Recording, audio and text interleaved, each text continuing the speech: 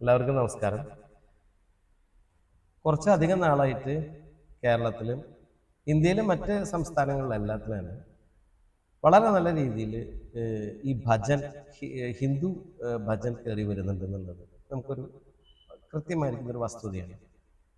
അതെന്തുകൊണ്ട് വരുന്നു വെച്ചിട്ടുണ്ടെങ്കിൽ ജനങ്ങളുടെ ആവശ്യങ്ങൾക്കും ജനങ്ങളുടെ മറ്റ് വിഷയങ്ങൾക്കൊക്കെ ഒരുപാട് വില കൊടുക്കേണ്ടി വരുമ്പോൾ നമുക്ക് മനസ്സിനും ശരീരത്തിനുണ്ടാകുന്ന ദുഃഖങ്ങളൊക്കെ കൂടുമ്പോൾ സ്വാഭാവികമായിട്ട് നമുക്ക് ഭക്തിയിലേക്ക് എല്ലാവരും വരും.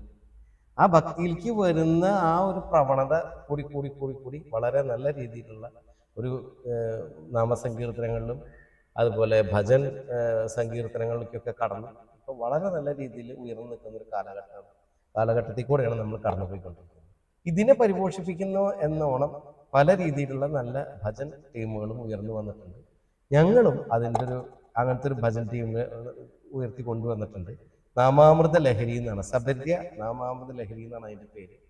കുറച്ച് നാളായിട്ട് തുടങ്ങിയിട്ട് അധികം പ്രോഗ്രാം ചെയ്തിട്ടില്ല, എന്നാലും അത്യാവശ്യം ചെയ്ത പ്രോഗ്രാമൊക്കെ ഈശ്വര കൃപ കൊണ്ടെല്ലാം തന്നെ വളരെ നല്ല രീതിയിൽ കയറി വന്നിട്ടുണ്ട്. പിന്നെ ഇവരൊക്കെ എല്ലാവരും നല്ലോണം പാടുന്ന ആൾക്കാർ തന്നെയാണ്.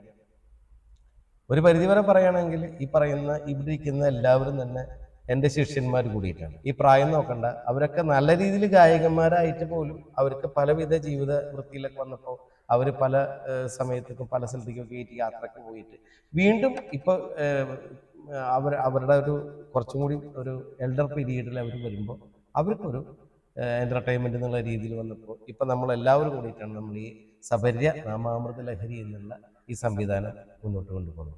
സംഗതി ഇതിനകത്ത് ഇത്ര ആൾക്കാരല്ല, ഈ ആൾക്കാരാണ്. അപ്പൊ ഈ ഓണത്തിന് നിങ്ങൾക്ക് ഒരു കാഴ്ച, നിങ്ങൾക്കൊരു ഭക്തിപരമായിരിക്കുന്ന ഒരു കാഴ്ചയ്ക്ക് വേണ്ടി ഞങ്ങൾ കൂടുന്നു. നിങ്ങൾക്കും ഇതിനകത്ത് കൂടാം. ഞങ്ങളുടെ ഈ ഭജനകൾ കേട്ട് ആസ്വദിക്കണം. വളരെ നല്ല രീതിയിൽ ഞങ്ങളെ സപ്പോർട്ട് ചെയ്യണം എന്നൊക്കെ തന്നെ